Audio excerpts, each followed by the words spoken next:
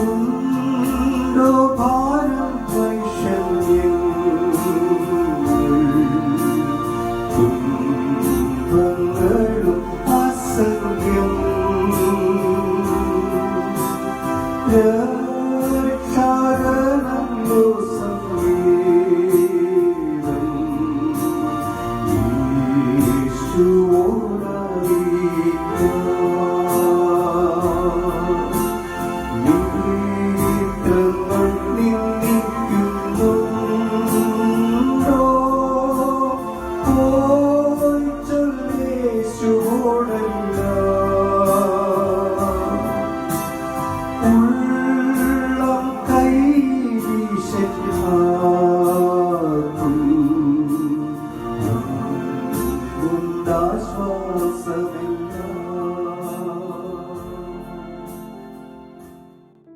ദൈവനാമത്തിന് മഹത്വമുണ്ടാകട്ടെ. ഇന്നത്തെ പ്രഭാത ധ്യാനത്തിനായി വിശുദ്ധ മത്തായിയുടെ സുവിശേഷം 6-ാം അധ്യായം 9 മുതൽ 15 വരെയുള്ളതായ വാക്യങ്ങൾ. ഇന്നത്തെ ചിന്താവിഷയം ഊഷ്മള ബന്ധത്തിലേക്കുള്ള വിളി.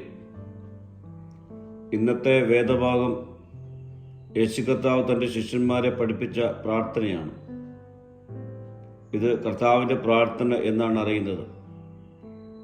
ഇത് വെറുമൊരു പ്രാർത്ഥനയ്ക്കപ്പുറം ദൈവത്തോടുള്ള നമ്മുടെ ബന്ധത്തിൻ്റെ മാതൃകയും ജീവിതത്തിൻ്റെ വഴികാട്ടിയും ആകുന്നു.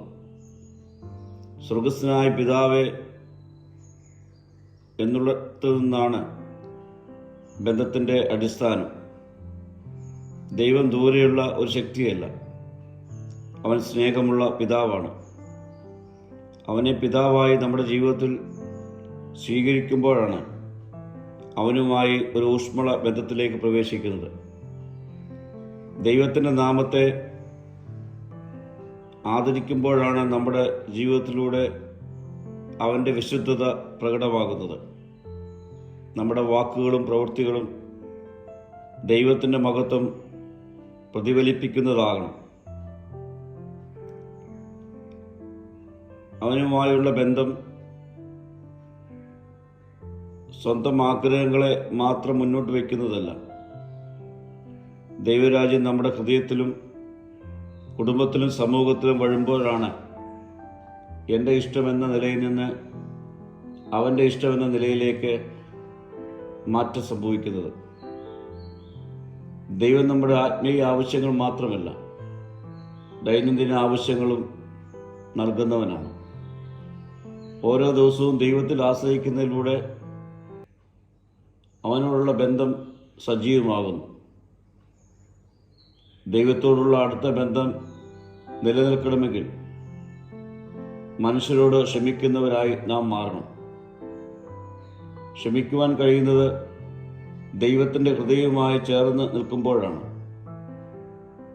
അവനുമായുള്ള ആഴമായ ബന്ധം നമ്മെ ആത്മീയ യുദ്ധത്തിൽ ശക്തരാക്കും. അവൻ നമ്മെ പരീക്ഷണങ്ങളിൽ കാത്ത് സൂക്ഷിക്കും. ഈ പ്രാർത്ഥന ദൈവവുമായി സജീവ ബന്ധത്തിലേക്ക് നമ്മെ അടുപ്പിക്കുന്നു. പ്രിയരെ, കർത്താവിൻ്റെ പ്രാർത്ഥനയെ നാം വെറും വാക്കുകളായി മാത്രം ഉരുവിടാതെ ജീവിതമായി മാറ്റിയാൽ നമ്മുടെ ബന്ധം ദൈവത്തോടൊപ്പം ആഴവും ഊഷ്മതയും ഉള്ളതായി മാറ്റപ്പെടും.